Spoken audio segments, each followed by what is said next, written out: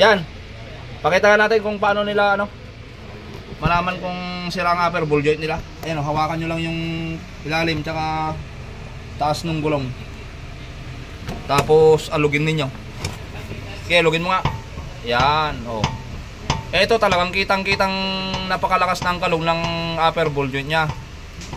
Kahit hindi mo na hawakan tong gulong, kitang-kita mo na mga kabox. Pero kung yung ball joint na yan, mahina pa ang mahina pa yung kalog. Kapag inaalog na ganyan, sige, kalawin mo. Umawak po kayo ng gulong. May mararamdaman po kayo. Or di naman kaya, pwede nyong pwede nyong hawakan dito. Dito. Yan. Pwede nyong sakalin yan. Ito. Pwede nyong ilagay yung daliri nyo dyan. Mararamdaman nyo yung kalog nya kung maliit pa lang. Pero sa ganitong lagay, wala na. Kita na. Kita na ang ebidensya kumbaga. Kalog. Eto na mga kaboks Kung titigan po ninyo ng maigi, masyado nang maluwag yung housing nya. Lakas na nito May chance na po itong mabunot habang ginagamit po ninyo ang sasakyan ninyo. Kaya kapag meron po kayong narinig na mga langit-ngit, lagutok, ganyan, ipa-double check po ninyo para sa kaligtasan po ninyo mga sir. Okay, papalitan lang namin ito. Hindi ko na naipakita kung paano baklasin natin ikabit. Susunod na natin ang test drive kapag ikabit na namin. Okay. Yun Pag nakababa, may kanina narinig nyo yan? Yun yung hubs na yun. Meron yung ingit kanina. Wala na, syempre panigurado na yun. Kasi actual talagang nakita natin, talagang sobrang kalog na yung ball joint mga kaboks.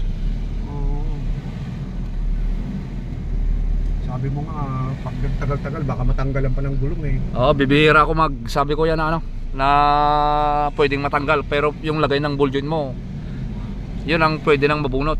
Yan, sa hams dyan kanina, rinig nyo dyan. Yan, lalo't nakababa yung bintana. Yan, pag preno rito, pag sampang ganun, maingit na yun. Yan. Wala. Okay na, doon tayo pang last testing sa may tinyo, yung bako-bako. Yan. Ibang nang labas natin. Dito po yung madalas natin na testingan. Ayun, tumatalbog-talbog kasi dito kapag dinadrive Dito sa may kanto ng Tinyo. Tinyo. Yo. Shoutout nga pala sa sa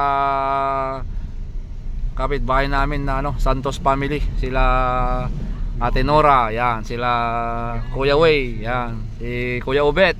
Yan, tsaka si boss natin ngayon, si Kuya Anong, yung. Tsaka si bayaw nila, si Kuya Batche. Yan, yung mga mababait na kapitbahay natin. Okay. Tsaka si Kuya Egay, yan, tsaka si Ate.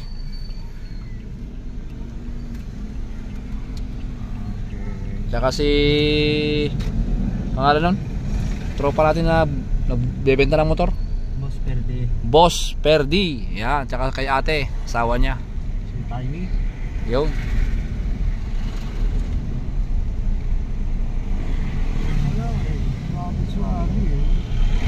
Okay na daw, suwabing-suwabe.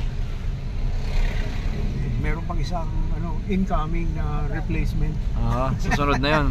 Okay mga kaboks, papasalamat po ako sa patuloy po ninyong pagsuporta sa ating YouTube channel tsaka Box Garage FB page. Yan, Box Rider FB page po natin. Nagulat nga ako yung Mirage kanina Ano ba? Nakita ko lang naka-live siya kaya pinuntahan ko rito yung galing ng yung galing ng Bicol. Oo. Nagulat na.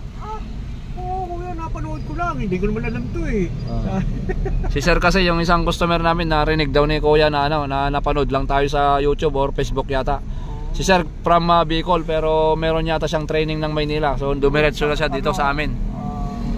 Shout out po sa iyo sir. Sana Pagpalain din po kayo. Thank you mga supporters natin at mga followers. Kanto lang kayo. Okay kuya, dyan lang kami sa kanto. Pwede na, lakarin na naman yan.